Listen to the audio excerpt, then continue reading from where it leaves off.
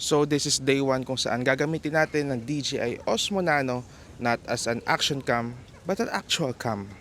Kaya ba? Let's see. Paano ba natin masasabi na ang isang cam ay isang actual proper cam? Siyempre isa na dyan ang interchangeable lens, adjustable settings, not everything in auto. Kaya itong DJI Nano, medyo full auto siya pero pwedeng gawing manual.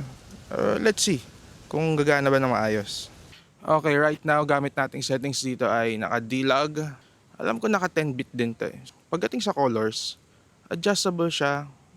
Let's see kung reliable siya. As you can see, medyo blown out tong highlights natin dito. Tapos nasa shade ako. So tignan natin kung kaya natin batakin yan.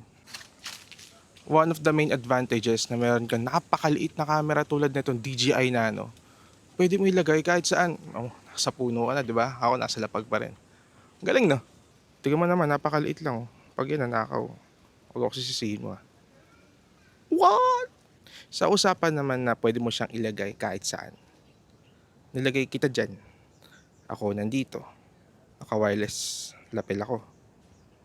Walang any other accessories para magawa yun. On mo yung lapel, on mo yung cam. Let's go, diba?